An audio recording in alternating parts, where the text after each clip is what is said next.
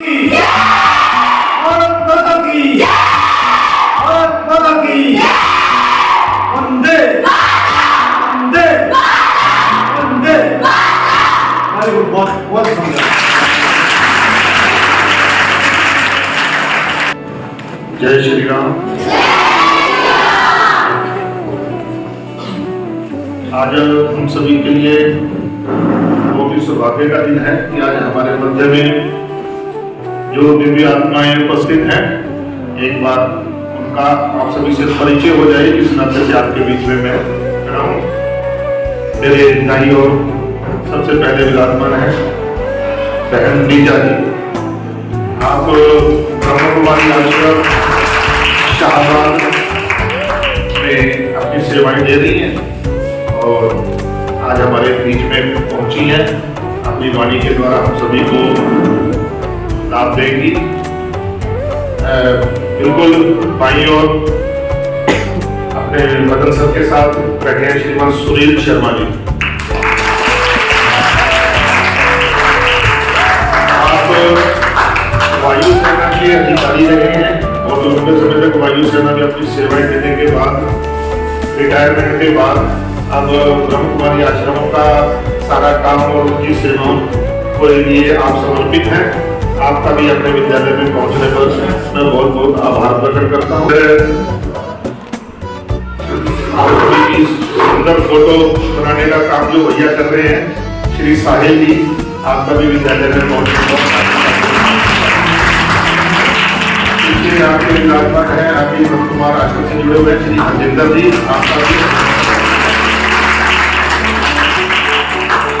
आज के इस कार्यक्रम में जिनका विषय हम सभी को सुनने को मिलेगा, हमारे बीच में बिल्कुल सेंटर में विराजमान है श्रीमान राकेश मेहता। राकेश जी का थोड़ा सा विस्तृत परिचय मैं देता हूँ ताकि सभी बच्चों के लिए कुछ प्रेरणा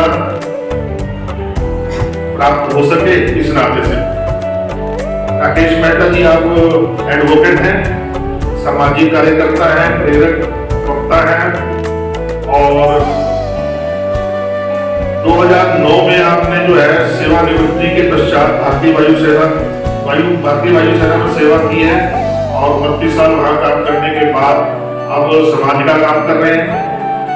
वायु सेना से रिटायरमेंट के बाद आपने हरियाणा के शिक्षा विभाग में बहुत लंबे समय तक काम किया है और ये जो हमारी नई एजुकेशन पॉलिसी NSQF राष्ट्रीय कौशल योग्यता फ्रेमवर्क में आपने काम किया है, जो कि प्रधानमंत्री जी का ड्रीम प्रोजेक्ट है। आपके पिताजी भी भारतीय सेना में रहे और 32 वर्ष तक उन्होंने भारतीय सेना में अपनी सेवाएं दी हैं।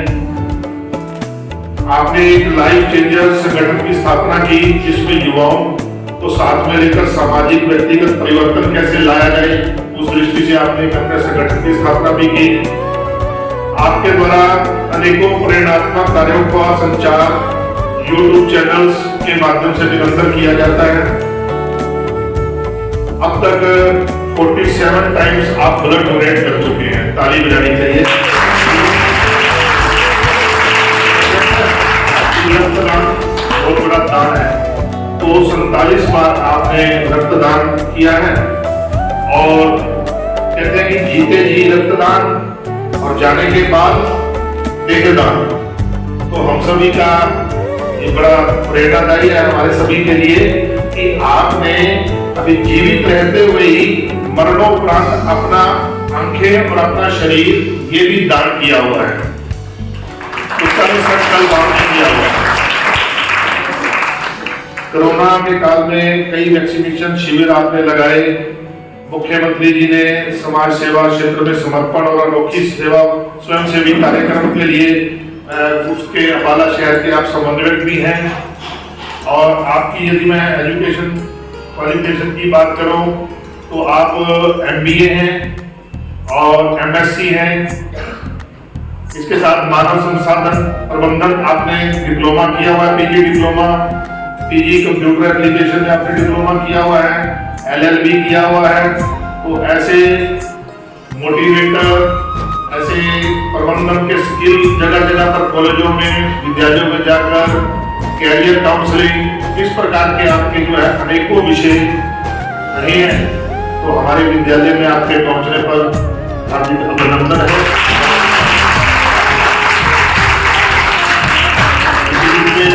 आयोजक व्यक्तियों के लिए परिचय की दृष्टि से बता दूं, अपने विद्यालय की प्रधानाचार्य महोदया बहन प्रतिभा जी हमारे बीच में उपस्थित है।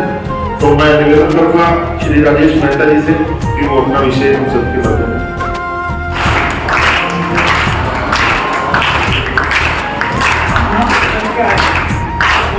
चलना है, उसी को प्रेरणा देंगे। आपके राकेश सर, बहुत बहुत धन्यवाद हमारे अति प्रिय डॉक्टर जी का, साथ ही मदन जी, आदरणीय बहन प्रतिभा जी, आश्रम से हमारे शाबाद सहयोगी संचालिका निजा देवी जी, मेरे साथ इस पद यात्रा में जिसके दौरान हमारे यहाँ आना हुआ है भाई सुनील कुमार शर्मा जी, जो कि स्वयं अपने आप में एक ऊर्जा का स्रोत है, अभी आपने देख ही लिया।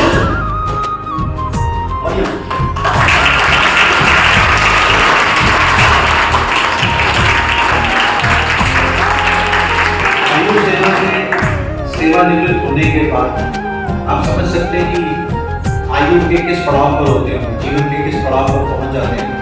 उसके बाद भी ये निश्चय करना कि अब जो मेरा जीवन है उसे केवल एक स्थान पर रहकर नहीं, जगह जगह जाकर के सबसे बांटना, उनके साथ अपने जीवन के अनुभवों को साझा करना, ऐसी प्रेरणा लेकर के मेरे साथ सहयोग देने के लिए सुनील भाई, मैं आपको इनके बारे में बता दूं कि खास जलंधर से कल सुबह पहुंचे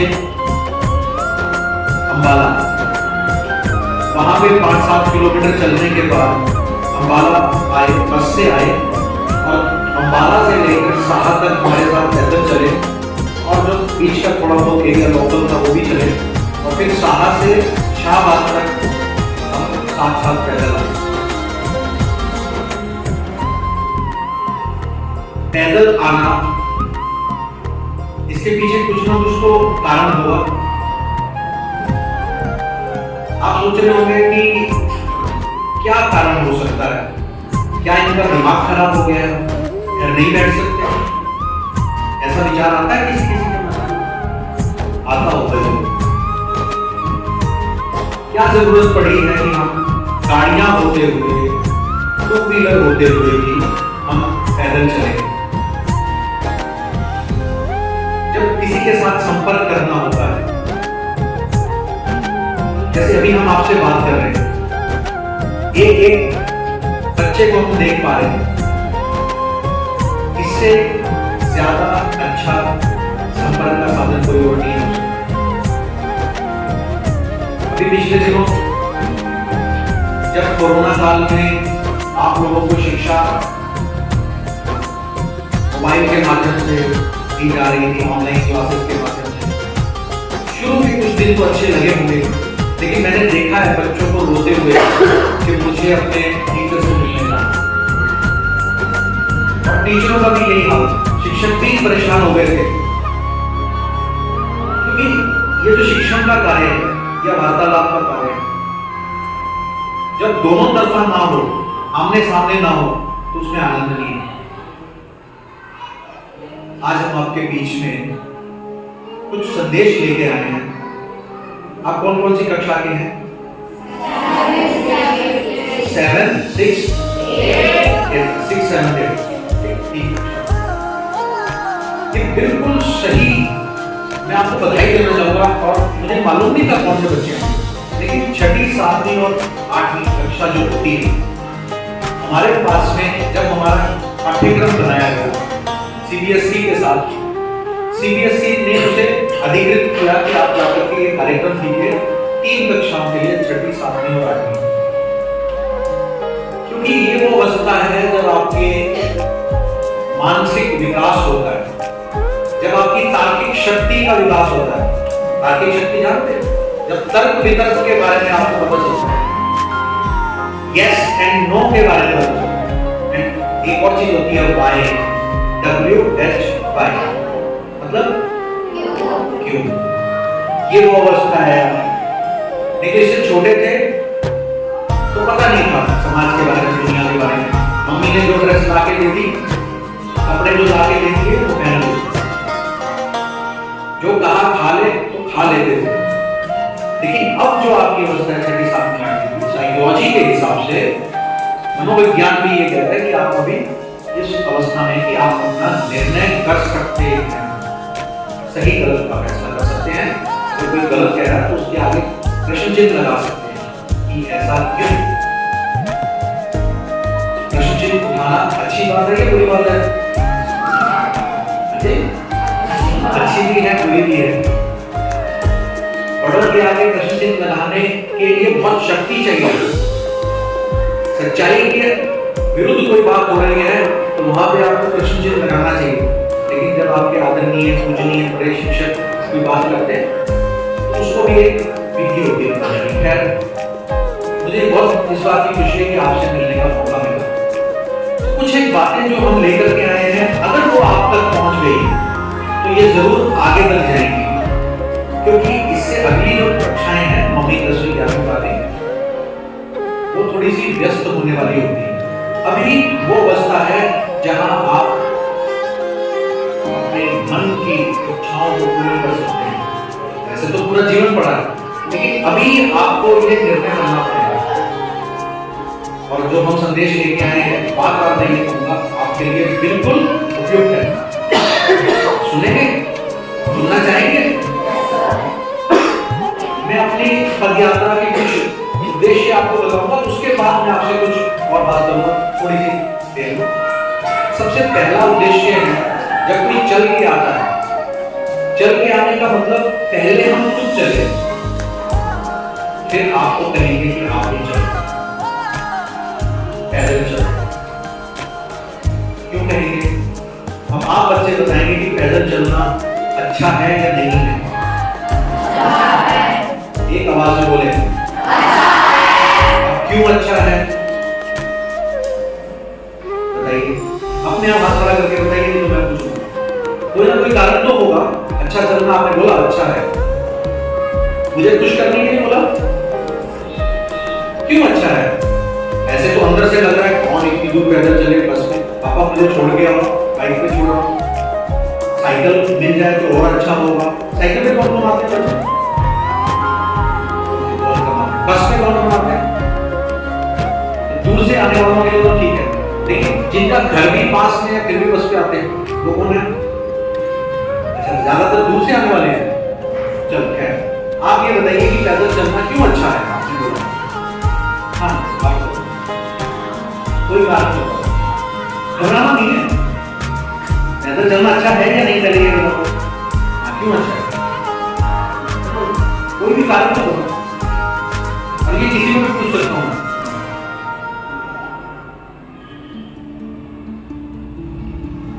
क्या होता है?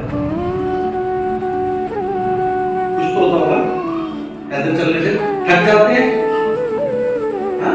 गर्मी लगती है, गाड़ी में जाने से तो एसी मिलता है, पैदल चलने से पसीना आता है, गर्मी लगती है, धूप लगती है, स्किन खराब हो जाती है, तो अच्छा है नहीं है अच्छा? तो बोलो ना कि नहीं अच्छा। घबरा क्यों रहे हो? क्या नाम है आपका? वैष्णवी। गुरु, इतना सुंदर नाम, ताली बजाओ वैष्णवी को।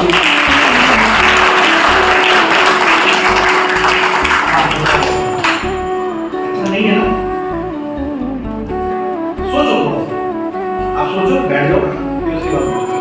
हाँ जी, आप किसको बोलेंगे? एक तो ना हाथ खड़ा करना सीख लो। अगर आप हाथ खड़ा करते हो फिर भी नहीं आता, जब मैं ऐसे जाता हूँ विद्यालयों में, जब मैं जाता हूँ, कभी भी कोई बात बोले ना हाथ खड़ा कर दो, जैसे मैंने इनको खड़ा किया। जब आप हाथ खड़ा करते हो तो कॉन्फिडेंस लगता है। हाथ से कोई आएगा, अच्छा उसने ऐसे पूछा कि अमेरिका का राष्ट्रपति कौन है, तो हाथ खड़ा करो, ऐसे करके दिखाओ, अमेरिका का राष्ट्रपति कौन है? सभी को बोलो, सभी हाथ खड़ा करो। अब जो बाहर से आया ना, वो कंफ्यूज हो जाएगा, यार इतनी अच्छी क्लास है, ठीक है, तो किसी एक को पूछ लेगा वो, और अगर आपको खड़े होकर के नहीं भी उत्तर आया, जैसे बैठकर भी नहीं बोल पाए, तो इससे कोई वो मारेगा नहीं, कोई फांसी तो नहीं लटकाएगा। आगे बोल सकते हो मैं भूल गया या मुझे भी याद नहीं आ रहा, पता तो है, लेकिन हाथ खड़ा करने से क्या होगा, आप जब घर जाएंगे आप उसको गूगल पे सर्च करेंगे या पूछेंगे मैडम से, टीचर से, जिज्ञासा पैदा होगी, क्वेश्चन मार्क, प्रश्न चिन्ह,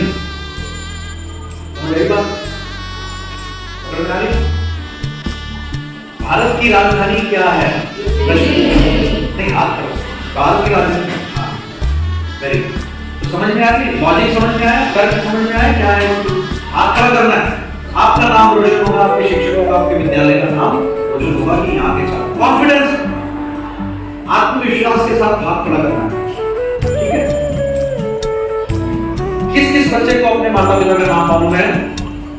अब कैसे हाथ खड़ा करोगे? गुड।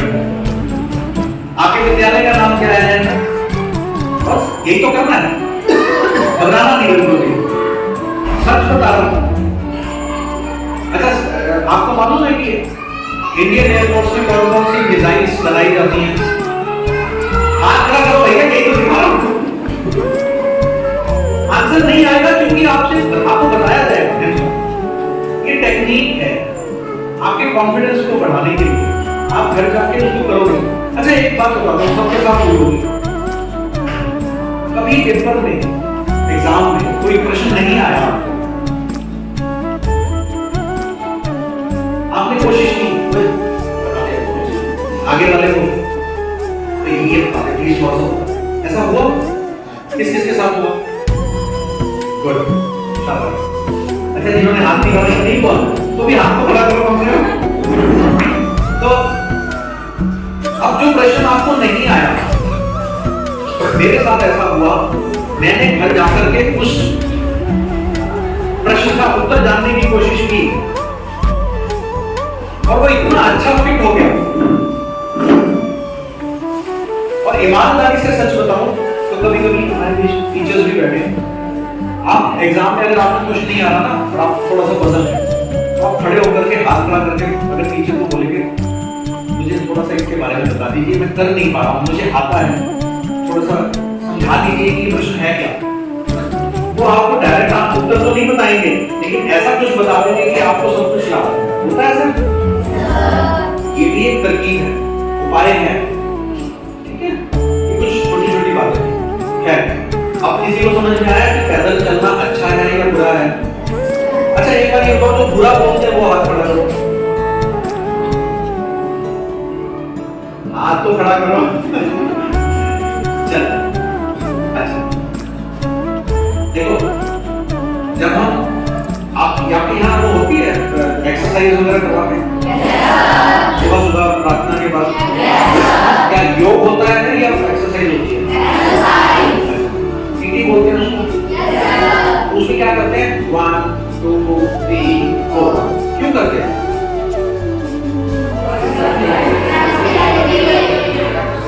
अब उत्तर आ गया ना सही, स्वस्थ रहने के लिए। तो ये हाथ ऊपर नीचे करने से स्वस्थ होते हैं, ऐसे ऐसे करने से। अर्थात हम अपने शरीर को अगर चलाते रहते हैं तो हम किसी भी चीज को रोक के रख दिया जाए तो उसमें जंग लग जाता है। अगर हम अपने शरीर को भी रोक के रखेंगे उसमें भी, इसलिए हमको इसको चलाते रहना चाहिए। अब आपके पास यदि समय नहीं है कि आप एक्सरसाइज कर सकें, तो कम से कम आप चल तो सकते हैं। तो चलना भी एक व्यायाम है और सबसे सस्ता, सबसे अच्छा व्यायाम। वैसे तो आपकी उम्र में दौड़ना भी चाहिए, लेकिन अगर आप ये नहीं कर सकते, एक बात का आज फायदा करना होगा कि जब आप थोड़े से और बड़े हो जाएंगे, क्योंकि अगले 1-2 साल में आपको वो मिल जाएगी, है ना, उसका उपयोग अभी मत करना, 18 साल से पहले उसका उपयोग नहीं करना। भले आपके घर में 2 हो 3 हो स्कूटी हो, आप उसका चलाना जानते हो, लेकिन बहुत ज्यादा मजबूरी हो, बहुत ज्यादा इमरजेंसी हो, तभी उसका उपयोग करना। ठीक है, पता करेंगे सभी। इसके नुकसान है, जो हमें दिखाई नहीं देते। जैसे मीठा खाना पता नहीं चलता, लेकिन नुकसान है ना। आपको नहीं पता है क्योंकि आपकी अभी व्यवस्था नहीं है, आप जितना मर्जी मीठा खा सकते हो। लेकिन थोड़ी सी एज, हमारी एज ग्रुप में आएंगे तो मीठा खाने से शुगर की बीमारी, डायबिटीज सुना आपके घर में किसी ना किसी को शायद हो सकता है, वो भी तो वो बीमारी होती है, लेकिन खाने में तो मीठा लगता है। ऐसे ही एसी वाली गाड़ी जो मिलती है वो कंफर्टेबल होती है, अच्छी लगती है, लेकिन उससे हमारे सेहत खराब होती है। घर के अंदर भी अगर हम एसी लगाते तो एसी से बीमार भी पड़ते हैं, और हमारी जो रोग प्रतिरोधक शक्ति है, यानी रोगों से लड़ने की जो शक्ति है, तो हमको ज्यादा कभी छींकें आती हैं, जुकाम होता है, नजला होता है, खांसी होती है, बुखार बहुत जल्दी आता है, वो इसी कारण आता है, क्योंकि हमको ऐसी आदत पड़ जाती है एसी में रहने की। तो खैर, अब आप ये फायदा मुझसे कर चुके हैं कि बहुत जल्दी और बहुत अनिवार्य जब तक ना हो तो आपने वाहनों का प्रयोग नहीं करना। जो बच्चे पैदल आ सकते हैं पैदल आए, अगर चलो ठीक है, बस से स्कूल सुबह सुबह जल्दी आना होता है, वो भी मान लिया आप आइए, लेकिन घर में मान लो किसी को कोई सामान लेने के लिए नहीं भेजा, तो आप क्या करेंगे? पैदल जाएंगे। पैदल चल, आप में से कितने ऐसे हैं जो 5 किलोमीटर रोज पैदल चलते हैं? कोई नहीं। 2 किलोमीटर चलने वाले कहाँ चलते हो बेटा? Very good. आप 2 किलोमीटर, वेरी गुड। क्राउड में वेरी गुड। अभी जो वर्तमान समय कोरोना के बाद ऐसी स्थिति आई है, ये कारण है इसका, जो हम यहाँ निकले इसका। ये हार्ट अटैक के बारे में सुना आपने? हृदय रोग बोलते हैं, रुक जाता है काम करना, कम कर देता है। ये बुजुर्गों में होता था, 60 साल 70 साल के लोगों को होता। अब आप जैसे बच्चों को होने लग गया है, ये बहुत दुख की बात है। आपने सुना कि एक बच्चे को हार्ट अटैक हुआ? किसने खबर सुनी हो? वो एग्जाम लिखते लिखते उसको हार्ट अटैक हो गया। तो ये तो अच्छी बात नहीं है, जबकि आपका सब कुछ ठीक ठाक है। उसके कई सारे कारण है, आपका खान पीन में परहेज नहीं है, शुद्ध खाना नहीं मिल रहा है, वायु ठीक नहीं मिल रही है, और ऊपर से कोई भी आपकी शारीरिक दिनचर्या में एक्सरसाइज नहीं हो, कोई व्यायाम नहीं हो, कोई गतिविधि में है ही नहीं। जैसे ये बच्चे जा रहे हैं, सब नहीं जा पा रहे, तो नहीं जा पा रहे कोई बात नहीं, लेकिन आप इसको तो कर सकते हैं। जहां मौका मिल रहा है वहां तो चल सकते हैं, इससे आप फिट रहेंगे। और यही संदेश आपने बड़ों को अपने घर में भी देना। पापा, आप पैदल भी नहीं चले जाते, ये आदतें उनको भी लगी हुई है। थोड़ी सी दूरी पे जाना है, स्कूटर निकाल लेंगे, बाइक निकाल लेंगे, और होता क्या है, स्कूटर और उस पे चलने से, चलो एक फिट आदमी है, क्या उसको जाना चाहिए स्कूटर पे? वाहनों के ज्यादा इस्तेमाल से, प्रयोग से क्या होता है बताइए? ऊंचा बोलिए, एक शब्द में ऊंचा बोलिए। देखो सब जानते हैं, एक घर में 3-3, 4-4 गाड़ियां हैं, वो गाड़ी का प्रयोग करते हैं, स्कूटर पे जाते हैं, जबकि हम पैदल जाके अपना स्वास्थ्य भी बचा सकते हैं और पर्यावरण को भी बचा सकते हैं। और तीसरी चीज, पैसा भी तो बचेगा। आजकल बच्चों की एक और आदत है, घर से निकले, आजकल ऑटो चलते हैं, जेब से निकाला 10 रुपया, उसको दे दिया 20 रुपया। ट्यूशन पे जाना है, फिर निकाला 10 रुपया दे दिया। होता है ना ऐसे? ट्यूशन पे जाने वाले बच्चे, अभी आप जाओगे 9th 10th 11th में ट्यूशन में, तब भी आप कोई ना कोई साधन देखो। इसमें थोड़ा सा समय पर जरूर ध्यान रखना पड़ता है। जैसे अब स्कूल भी आना है, पहले जमाने में पैदल ही जाते थे लोग। हमें जो हमारे बुजुर्गों ने बातें बताई, वो तो ये भी सुनाते थे, सर जानते होंगे, कि वो हमारे साथ बैठे सुरेश जी, नदी पार करके जाते थे, पैदल कितने कोस दूर जाया करते थे, एक गांव से दूसरे गांव जाते थे, क्योंकि हर गांव में विद्यालय ही नहीं थे। ऐसे ही हमारे बुजुर्गों ने कहा और अब तो थोड़े थोड़े दूर पर, ठीक है, पैदल चलना, ये संदेश आपको देना है। पर्यावरण बचाइए, अपनी सेहत बचाइए और पैसा भी बचाइए। ये बात नहीं है कि मैं पैसा खर्च कर सकता हूँ, मेरे पास तो बहुत पैसा है तो मैं उसको करूँ, लेकिन हमारे पास रिसोर्सेज तो लिमिटेड है। रिसोर्सेज जानते हैं उसमें क्या क्या आता है? बिजली, पानी, ये हमें यहाँ कुदरत ने दिया, प्रकृति से मिला हुआ है। तो ये क्या सदा रहेगा अगर इसका सदुपयोग नहीं किया गया? इसी तरीके से पेट्रोल भी हमेशा नहीं रहने वाला, याद रखिए। ये सब चीजें बहुत सीमित है। अपनी सेहत की खर्चे पे आप गाड़ी में घूमना पसंद करेंगे कि आपकी सेहत खराब हो रही है लेकिन मैंने जाना गाड़ी में, और उससे कोई गाड़ी में चलने से कोई नाम मान शान होता है क्या? पैदल चलने से होता है। आपने देखा कहां चलते हैं लोग देखते हैं, हाथ जोड़ते हैं, नमस्कार करते हैं, उनकी इज्जत होती है। गाड़ी में तो चल रहे हैं, कोई इज्जत करता हूं? तो ये बात बुद्धि में डालनी है। हमें जितना हो सके, मेरा ये नहीं है कि मैं आपको जबरदस्ती कह रहा हूं कि चलना ही है, लेट हो जाओ उसको नहीं, आप टाइम निकालो। चलना एक सिर्फ एक माध्यम बता रहा है, एक उदाहरण है। चलने के नाम पे आप एक्सरसाइज करो, योगा करो, कुछ भी करो। कोई डांस अगर करता है तो वो भी एक्सरसाइज है। आपने किसी को शौक है डांसिंग का, तो डांस में भी तो पसीना निकालते हैं, पसीना आता है, डांस करते हैं, थकावट होती है, शरीर की हरकत होती है। ओके, तो ये हमारा उद्देश्य है, सब तक आप ये संदेश पहुंचाएं।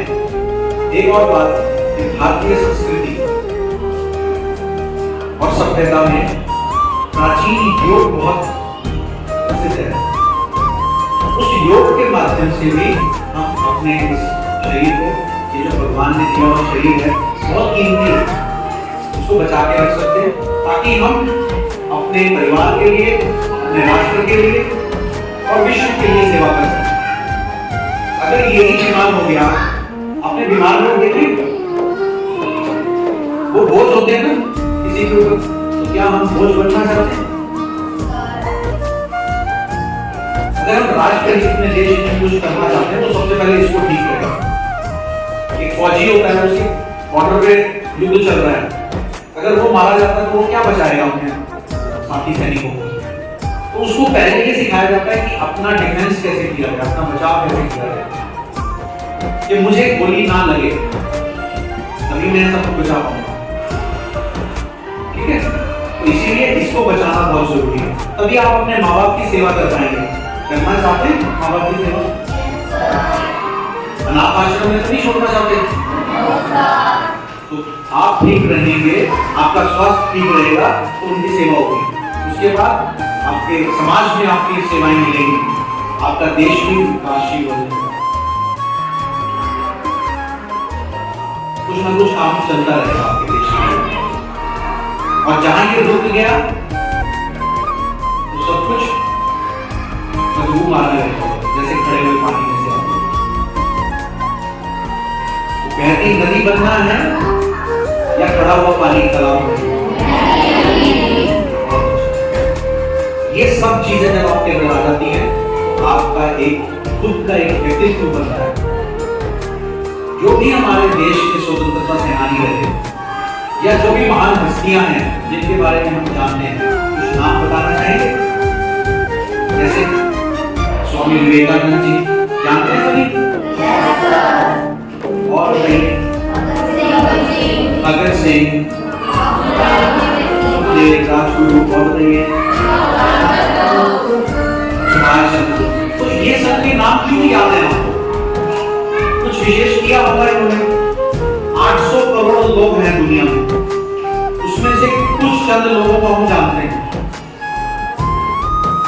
अब इस चीज पे आप अपना ध्यान केंद्रित कीजिए, फोकस करो कि क्यों इन्हीं लोगों का नाम होता है, हम क्यों ऐसे आगे नहीं आ सकते। स्कूल में देखिए, स्पोर्ट्स में बच्चे नहीं करते, उसको कोशिश नहीं करते, हम कर ही नहीं सकते, सोचते जैसे हाथ उठाने की बारी थी, आपको किसी ने कहा कि आप भाग नहीं ले सकते, कोई स्पोर्ट्स की एक्टिविटी हो रही है, दौड़ हो रही है या कोई भी खेल हो रहा है, मना तो नहीं करते। ऐसी डांस की कोई कल्चरल एक्टिविटी हो रही है, मना तो नहीं करते, लेकिन हम ही नहीं आगे आते। आपको ऐसा करना चाहिए कि आपके शिक्षक परेशान हो जाए, आप उनको हाथ जोड़ने पड़े, भैया इतना लंबा प्रोग्राम हो रहा है, 2 दिन करेंगे। सबको भागीदारी देनी है, जितना ज्यादा से ज्यादा आप आएंगे तभी आपका व्यक्तित्व विकास होता है। व्यक्तित्व जानते हैं, पर्सनैलिटी सुना, जैसे जिन जिन लोगों के मैंने नाम लिए हैं इनकी कोई ना कोई पर्सनैलिटी है, अभी तो ये प्रमुख है। फिल्म स्टार्स को भी अगर देखो, आप सब चाहते होंगे, आपके फेवरेट होंगे कई, उसमें से भी काम तो सभी करते हैं, सभी फिल्में बनाते हैं, लेकिन आप लाइक किसी को करते हैं। जैसे अगर देखा जाए आजकल बड़ा फेमस है टाइगर श्रॉफ, क्यों है? क्योंकि केवल एक्टिंग नहीं करते, उन्होंने अपने शरीर पर काम किया, उन्होंने किसी कला का विकास किया, मेहनत की। सभी जानते हैं टाइगर को? तो कोई नहीं जानता तो आपके अंदर ऐसी विशेषताएं तभी आएंगी जब आप अपने ऊपर फोकस करो, बजाय इसके कि हम किसी दूसरे को देखें। ये जो उम्र है 6, 7, 8 साल की, अब वो समय आ गया है कि आपको निश्चय करना है, निर्णय लेना है कि मैंने करना क्या है, मेरा जीवन का उद्देश्य क्या है, मेरा लक्ष्य क्या है। हमने कितने बच्चे ऐसे हैं जिन्होंने यह फैसला कर लिया है कि मुझे फलाना में जाना है, मेरे को ये करना है, इसका पक्का हो गया है, बाकियों ने नहीं किया है तो अभी कर सकते हैं, करेंगे। आप अपने टीचर से पूछिए, अपने पेरेंट्स से पूछिए कि मैं क्या कर सकता हूं, देखिए सबसे अच्छा उत्तर आपके अंदर से आएगा। इस व्यक्तित्व को विकास करने के लिए जो आपके अंदर छुपा हुआ है, आपसे बेहतर हो कोई नहीं जान सकता। सही कह रहा हूं कि नहीं? जब आप किसी को ऐसे माइक पकड़ के गाते हुए देखते हैं तो दिल में कुछ होता है कि काश मैंने भी माइक पकड़ा होता, मैं भी गा रहा हूं। किसी को डांस करते हुए देखते हैं तो कितना अच्छा वो देखो नाच रही है, काश मैं भी ऐसा कर सकता। पढ़ाई में किसी के अच्छे नंबर आते हैं, वो भी मन करता है कि मैं भी ऐसे, तो केवल मन ना करे, उसको प्रैक्टिकल में करना है और उसके लिए जो मेहनत करनी है, जिसके पास जाना है, जिस शिक्षक से पूछना। अब आखिरी बात देखते बाहरी बातों से, अब आते हैं मेन मुद्दे पर कि इसका विकास कैसे हो। इसके लिए सबसे पहले हमें खुद को जानना होगा। ठीक है, सब अपने आप को जानते हो? अपने आप को सभी जानते हैं? प्रश्न पूछे आपसे फिर? यहां से आप बताइए, आप कौन है? हरमन। अब इन्होंने क्या किया? इन्होंने बोला मैं हरमन, मतलब इन्होंने क्या बताया मुझे? नाम बताया, मगर ये कौन है ये तो नहीं बताया। इसके अलावा कोई उत्तर? इसके अलावा जैसे इन्होंने बताया, आपको जो मैं एक लड़का हूं, आप ठीक है। हाँ, इसके अलावा आप एक इंसान। देखो ये हंस रहे, बोले कि ये तो कोई बात नहीं, लेकिन यही सबसे बड़ी बात है। ये सब, मैं एक बच्चा हूं, मैं लड़का हूं, मेरा नाम ये है, मेरे पिताजी का नाम ये है, मेरा गांव का नाम है, मेरी कॉलोनी का नाम ये है। इससे पहले क्या जानना जरूरी है कि मैं एक इंसान हूं। हम अपने आप को नहीं जानते, इसी कारण से इंसानियत खत्म हो गई है।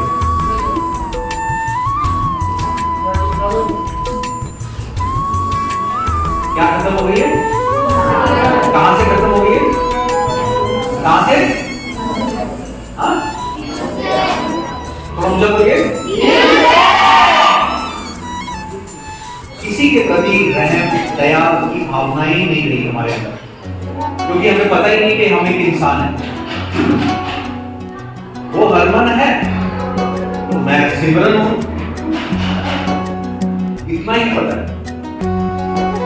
मैं एक लड़का हूं और मैं एक लड़की, बस इतना ही पता है।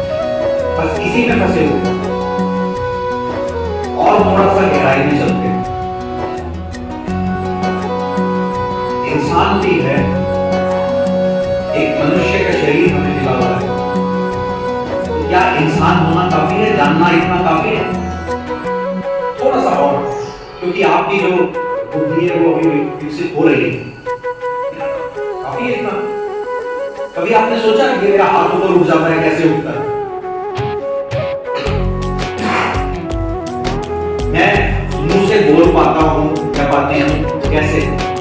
आंखों से देख पाते हैं कैसे? कानों से कैसे? कभी चिंतन चला? नहीं। अगर नहीं चला तो यही उम्र है। बेसिकली अगर देखा जाए, आप इंसान से भी पहले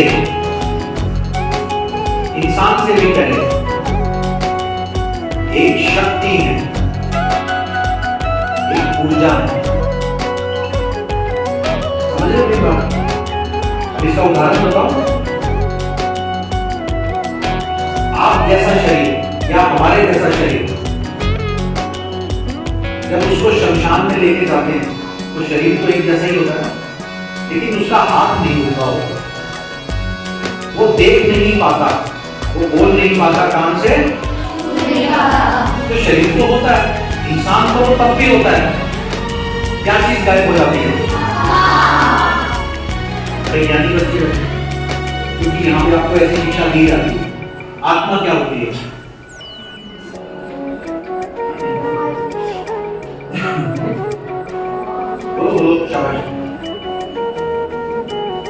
आत्मा इस शरीर को चलाने वाली चैतन्य शक्ति है। तो वास्तव में देखा जाए तो हम ये इंसान वाला जो चोला लिए बैठे हैं, हम वो भी नहीं है। वास्तव में हम सभी, आज मैं इस शरीर में तो कल किसी और शरीर में हूँ। ये कभी जलती मरती कटती डूबती नहीं पानी, इसका विनाश नहीं होता। इसका, लेकिन इस शरीर का ये नश्वर है, विनाश हो जाता है। 5 तत्वों से बना है ये शरीर। अंतर समझ में आया? तो अगर आपसे कोई पूछा जाए आप कौन हैं, तो क्या बोलेंगे? मैं एक आत्मा हूं। ये मेरा परमानेंट नाम है। हरमन नाम इस शरीर का नाम है जो इस जन्म में है। अगले जन्म में कुछ और नाम हो सकता है, समझ आ रही बात? लेकिन मेरा सदा नाम जो रहेगा वो अब आत्मा के अंदर शक्ति कहां से आती है? जैसे हमारे घर में लाइट आती है, तो लाइट कहां से आ रही है? पावर हाउस से। ऐसे ही आत्मा को जो शक्ति मिलती है, ऊर्जा प्राप्त होती है, वो परमात्मा से, supreme source of energy. Supreme source of energy. जैसे सूरज है, सूरज की किरणें हम सब पर पड़ती हैं, पूरी पृथ्वी पर पड़ती है, सागर पर पड़ती है। ऐसे ही परमात्मा की शक्ति भी हम सब पर पड़ती है। समझ रहे हैं बच्चे? आत्मा की अब सिर्फ 3 बातें और बताकर के मैं समाप्त करूंगा।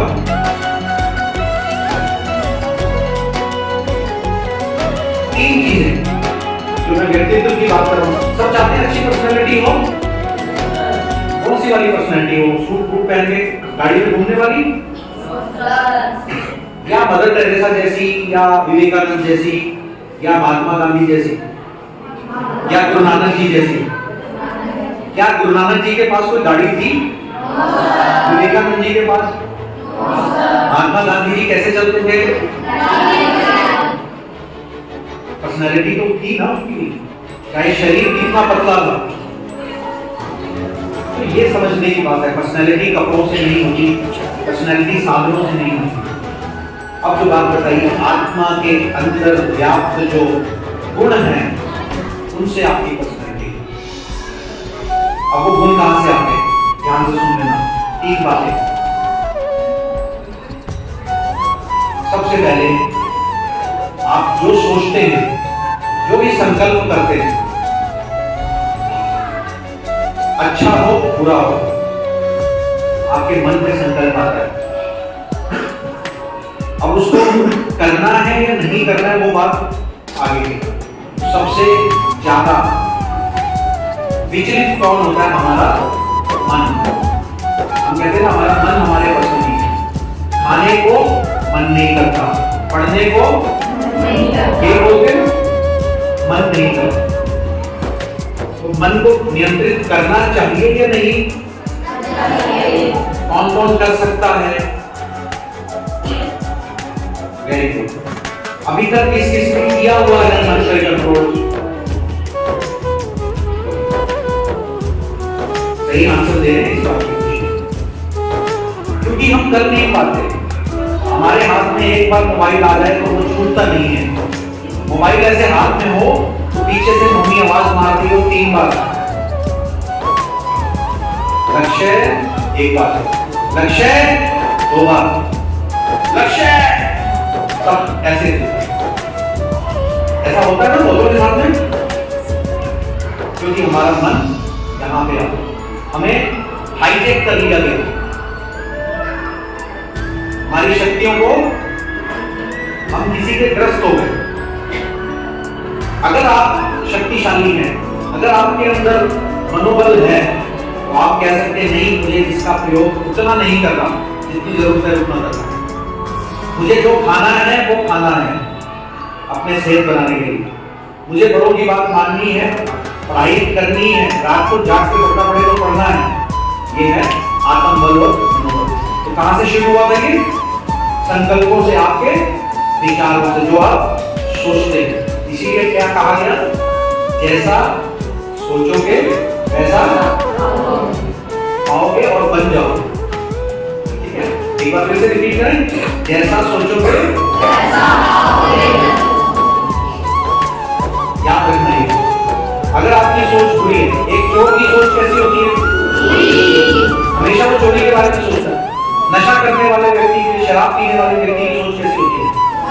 हमेशा वो बोतल सोचे, कहां से बोतल मिलेगी। और एक किसी भक्ति करने वाले की सोच कैसी होगी? ये चिंतन करना है कि आपकी सोच सकारात्मक है या नकारात्मक। अगर वो सही को आपने चुन लिया तो आपके संस्कार कैसे बन जाएंगे? अच्छे। और अगर आपने गलत वाले नकारात्मक को चुन लिया तो आपके संस्कार, किसी चीज को बार-बार करते हैं तो वो हमारे संस्कार बन जाते हैं। ये बात मालूम, प्रैक्टिस में आ जाती है। जैसे एक बार झूठ बोला तो कोई बात नहीं, फिर से झूठ बोला तो धीरे धीरे कॉन्फिडेंस आ जाता है कि मैडम को तो झूठ बोल भी सकते हैं। पिछली बार भी झूठ बोला था, फिर तीसरी बार बोला तो आदत बन जाती है। झूठ बोलने की आदत पड़ जाती है ना। फिर हम सबको झूठ बोलते हैं, घर पे भी झूठ बोलते हैं। तो जैसा हम सोचेंगे वैसा बन जाएंगे। बुद्धि निर्णय करती है सच और गलत का, ठीक और गलत का निर्णय करती है बुद्धि। लास्ट में क्या आ गया? आपके संस्कार। ये सारी आपकी मिला के क्या बन जाती है? आपकी पर्सनैलिटी, यानी आपका व्यक्तित्व। आपको आपके शिक्षक किस वजह से जानते हैं? आपकी विशेषताओं की वजह से। आपके माँ बाप भी आपकी विशेषताओं की वजह से आपको प्यार करते हैं।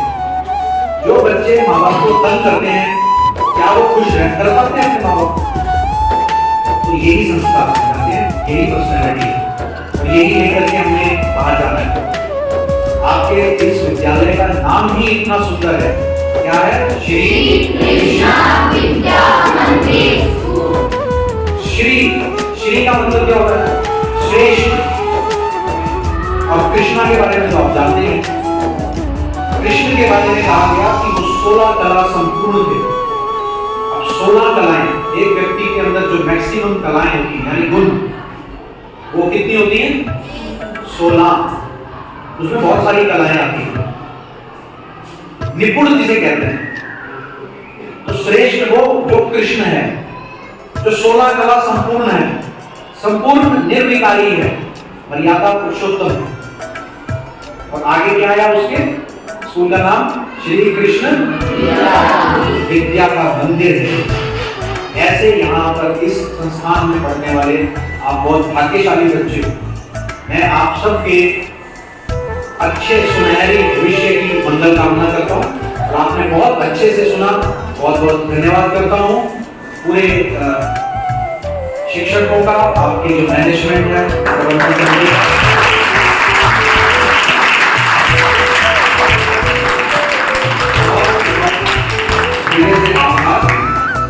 क्योंकि ये परीक्षा का समय चल रहा है, ऐसे समय पर भी आपने हमें यहाँ बुलाया, समय दिया, उसके लिए बहुत बहुत धन्यवाद। मेरी बातों में से कोई भी बात अच्छी लगे एक बार जरूर लेके जाओ, ठीक है? अगर आपके मन में अभी कोई प्रश्न है, कोई भी किसी भी प्रकार का प्रश्न हो, चाहे ऊटपटांग प्रश्न भी क्यों ना हो, जरूर पूछिए। मैं अभी 1 मिनट खड़ा हूँ। कोई प्रश्न पूछना चाहता है? ये गलत बात है, प्रश्न जरूर पूछिए। अपने शिक्षकों से रोज पूछिए, जब वो क्लास में आए वो पूछते हैं एनी डाउट? मैडम पूछती है एनी डाउट? किसी को कोई शक तो पूछना है, पूछना। चलिए बहुत बहुत धन्यवाद, थैंक यू। और एक बार बोलेंगे ओम शांति। ओम शांति। एक बार फिर से ओम शांति। ओम शांति। अब थोड़ा सा रिलैक्स होकर के कमर सीधी करके आंखें बंद करके अपने मस्तक के बीच में ध्यान तिलक लगा के वहां ध्यान करके बोलेंगे, बड़े ही प्यार से बोलेंगे ओम शांति। ओम शांति। आप किसी अवस्था में बैठेंगे, आंखें खोल सकते हैं। आपके व्यक्तित्व विकास के लिए योग और साधना हमारे बीच में आदरणीय नीरा देवी जी हैं, जो कि राजयोग विशेषज्ञ है, यानी मेडिटेशन जिसे इंग्लिश में कहते हैं, ध्यान साधना, जिससे आपकी पढ़ाई में बहुत आपको फायदा होता है। कॉन्सेंट्रेशन बढ़ जाती है, एकाग्रता मन की बढ़ जाती है। जिस चीज को पढ़ाई में घंटों लगते हैं वो 1 घंटे में हो जाती है। सीखना चाहेंगे? सिर्फ 10 मिनट ज्यादा नहीं, ठीक है? ऐसे ही बैठे। बहुत सुनकर आप सबको बहुत अच्छा लग रहा था, क्योंकि ऐसी बातें हमारे टीचर्स को हमको बहुत कुछ सिखाते हैं। उनकी तो एक ही शुभ भावना होती है कि हमारे स्कूल के एक एक बच्चे बहुत योग्य बने, आगे बढ़े। और अभी हम सबकी जो स्टूडेंट लाइफ है, इस लाइफ में तो हर बच्चा चाहता है कि हम एक दूसरे से आगे जाएं। लेकिन क्या केवल चाहने से हम आगे जा सकते हैं? उसके लिए क्या चाहिए? आत्मविश्वास। जब तक आपका कॉन्फिडेंस लेवल को आप नहीं समझ पाएंगे, तब तक आप आगे नहीं बढ़ सकते। तो आत्मविश्वास होना बहुत जरूरी है। हमारे अंदर परमात्मा ने बहुत सारी क्वालिटीज को भरा है, बहुत सारे गुण विशेषताएं हैं, शक्तियां हैं, लेकिन हम उनको जानते नहीं हैं। कोई भी बच्चा कमजोर नहीं होता है और कोई भी बहुत बुद्धिमान नहीं होता है। जो बच्चे अपनी बुद्धि को सही दिशा में लगाते हैं, पॉजिटिविटी की ओर लगाते हैं, वो होशियार हो जाते हैं।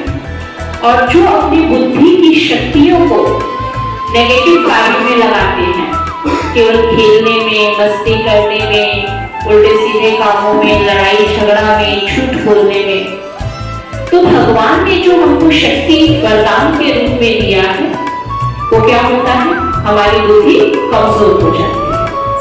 ऐसा नहीं है कि कोई भी बच्चा पढ़ाई में बहुत होशियार है तो कोई बहुत इंटेलिजेंट है।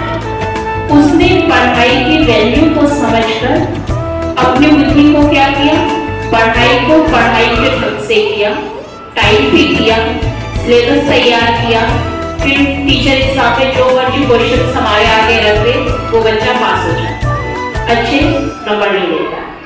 जो बच्चे ये सोचते कोई बात नहीं, अभी तो समय बहुत बड़ा है, अभी तो मैडम ने डेट शीट भी तैयार नहीं की है, होगा तब हम तैयारी करेंगे। उन बच्चों को एग्जाम के टाइम पे क्या लगता है, डर लगता है।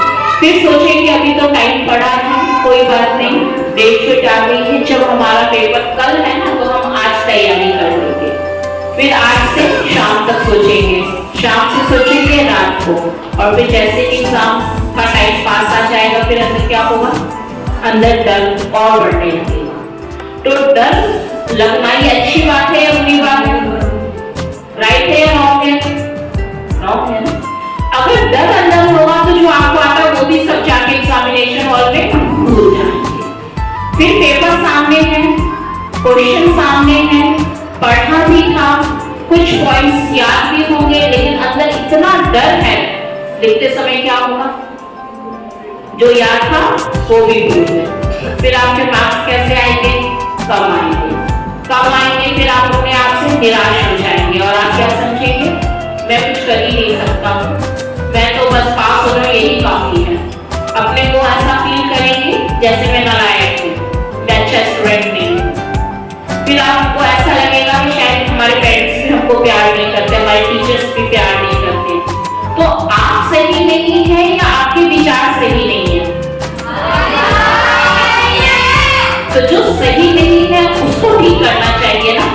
अभी आपने कहा हम ठीक है, हमारे विचार ठीक नहीं है, तो ठीक किसको करना है, आपको नहीं। अभी बताया ना आपको कि आप कौन है, आपको आत्मा, आप तो ठीक है, लेकिन आपकी जो सोचने का तरीका है वो ठीक नहीं है। तो राजयोग मेडिटेशन जिसको हम कहते हैं, जब आप स्कूल में आते हैं पहले प्रेयर करते हैं, भगवान को याद करते हैं ना, पहले प्रेयर में क्या बोलते थे, इतनी शक्ति हमें देना दाता, मन का विश्वास कमजोर ना हो। भगवान से हमने शक्ति तो मांगा, लेकिन किस बात की शक्ति मांगी, अपने विश्वास को हम कमजोर ना होने दें, उसी का नाम है आत्मविश्वास। तो मेडिटेशन के लिए 1-2 मिनट का हम अभ्यास करेंगे, जैसे भी आपको कराया, इसी तरह आप फिर से सीधे होके बैठेंगे, थोड़ा सा अलर्ट होके। आप चाहें तो आंखें बंद भी कर सकते हैं, इधर उधर देखना नहीं है, और अपने आप को चारों तरफ से अपनी बुद्धि को समेट लें, अनुभव करें इस शरीर में, 2 आंखों के बीच में, भ्रुकुटी के मध्य में इस शरीर को चलाने वाली चैतन्य शक्ति आत्मा विराजमान है। मेरी आत्मा जो अनंत गुणों और शक्तियों का भंडार है, मैं आत्मा शिव पिता परमात्मा की संतान हूं। परमात्मा जो सारी सृष्टि के मालिक हैं, मुझ आत्मा के भी सच्चे सच्चे माता पिता हैं, जिसको हम भगवान कहते हैं। इतने ऊंचे पिता परमात्मा की मैं संतान हूं। भगवान जो ज्ञान का सागर है, शांति का सागर है, दया और करुणा का सागर है, उस परमात्मा की असीम शक्तियों की मैं अधिकारी आत्मा हूं। परमात्मा पिता के सानिध्य में आकर मैं आत्मा अपनी खोई हुई शक्तियों को पुनः प्राप्त करती हूँ। भगवान की ब्लेसिंग्स मुझ आत्मा पर है। दुनिया की कोई भी कमजोर संकल्प मुझ आत्मा के आत्मविश्वास को कमजोर नहीं कर सकता है। मैं जो चाहूं कर सकती हूँ। मुझे जीवन के हर क्षेत्र में आगे ही बढ़ना है। सबका कहना मानकर आज्ञाकारी बनना है। सबकी आज्ञाओं को मानकर मुझे सबका आशीर्वाद प्राप्त करना है, जिससे मुझे हर कार्य में सहज सफलता प्राप्त हो और मैं अपनी पढ़ाई में भी बहुत होशियार बन सकूं। परमात्मा की शक्ति से मेरे बुद्धि का विकास होता जा रहा है। भगवान जो बुद्धिवानों का बुद्धिवान है, इतने ऊंचे पिता परमात्मा की मैं संतान हूं। भगवान मेरे साथ है, इसलिए मेरे हर कर्म में सफलता समाई हुई है। ओम शांति। जब ऐसे ही परमात्मा के साथ आप सुबह उठकर मीठी मीठी बातें करेंगे, रोइहान करेंगे। भगवान में एक ऐसी शक्ति है जिससे हम जब सच्चे दिल से कुछ भी मांगते हैं, भगवान हर आत्मा से प्यार करता है और उस परमात्मा को ही क्या कहा जाता है? दाता कहा जाता है, देने वाला कहा जाता है। तो जो भी हम सच्चे दिल से मांगते हैं, भगवान वो हमारी इच्छा अवश्य पूरी करता है। अगर आप जीवन में आगे बढ़ना चाहते हैं तो उसकी शक्ति भी कौन देता है? भगवान देता है। पढ़ाई में अच्छे नंबर लेना है तो उसके लिए भी हमें कौन शक्ति देगा? भगवान देगा। अगर हमें सच बोलना है, झूठ नहीं बोलना है, तो सच बोलने की ताकत भी कौन देता है? भगवान देता है। तो आज से हम सभी भगवान को याद करेंगे ना। तो भगवान कैसा है? वो बिल्कुल अति सूक्ष्म, जैसे आठवां पॉइंट ऑफ लाइट है, ऐसे ही हमारा पिता परमात्मा भी कैसा है? बहुत सूक्ष्म ज्योति बिंदु, जैसे आकाश में आप सबने तारे देखे हैं, ऐसे ही हमारा पिता परमात्मा है। तो बस सच्चे दिल से उस परमात्मा को एक सेकंड में जैसे ही आप याद करेंगे तो आपको फील होगा कि उस भगवान को याद करते ही आपके अंदर एक एनर्जी आ जाएगी और आप जो करेंगे वो बिल्कुल एक्यूरेट होगा। ओम शांति। चाहिए गुरु के बारे में जी ने हमें बीच में बताया, और वास्तव में हम सभी शरीर का होना एक आत्मा है, इसीलिए हम सभी एक ही परमात्मा के संतान हैं। इसीलिए हम कहते हैं कि हम सभी भाई बहन हैं। तो उस नाते से हम अपने आप को आत्म स्वरूप समझें और इस आत्मा की जागृति के लिए योग किस प्रकार से जरूरी है, अपनी पढ़ाई के लिए भी उसका लाभ किस प्रकार से है, इन सब तमाम चीजों पर हम सभी के बीच में आज विषय रखा। मैं राकेश जी का, मैं नीला जी का, और उसके साथ सभी आए हुए सुरेश शर्मा जी, सुरेश जी, साहिब जी, सभी का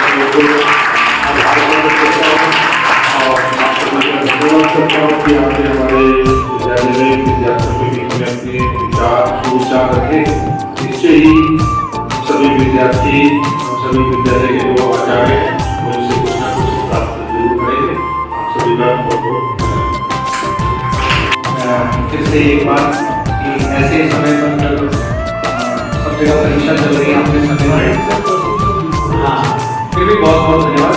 और आपको नींद आ रही होगी बच्चों, तो थोड़ा जगाने के लिए हम रिक्वेस्ट करेंगे सबसे कि आप नींद से जगाएंगे। देखो बच्चों, हम कुछ भी देते हैं ना, करने को नहीं करते।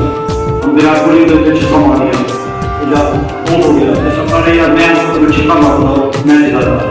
हम जब दौड़ते रहते हैं, हम शुरू करके दौड़े, हम ऐसे ऐसे मानवीय रहते हैं, प्रिंसिपल में लगता है नहीं कर प्रिंसिपल में मोदी प्राइम मिनिस्टर मोदी को देखने लगता हम भी इतना अच्छे बन जाए, ऐसे भी अच्छे प्राइम मिनिस्टर है ना। लेकिन सबने देखा एक अच्छी बात है, हम देखना चाहिए कि अपने लेवल पे भी हम बहुत कुछ कर सकते हैं। घर में अपने पापा की मदद कर सकते हैं, मम्मी के किचन में थोड़ी मदद कर सकते हैं, प्यार बात कर सकते हैं, मटर शीट दे सकते हैं। उसमें आपको खुशी मिलेगी और जो आपके साथ होगा अपने दोस्त की मदद कर सकते हैं, किसी की मदद, कोई गिर के आया उसकी मदद कर सकते हैं। बस में बैठे हैं, आप कोई बुरा आता कोई आता उसको बिठा कर उसको सीख देंगे, आपको खुशी मिलेगी और बहुत ज़्यादा खुशी। क्योंकि हम ऐसे देश के पास हैं जिसकी अपरंपरा है, जिसकी ख्याति अपरंपरा है, तो उस देश में हमारा कुछ योगदान होना चाहिए, चाहे जितना भी योगदान होगा। तो हम किस देश के पास हैं, कभी ने कहा है कुछ पंक्ति लीजिए, देश की धरती सोना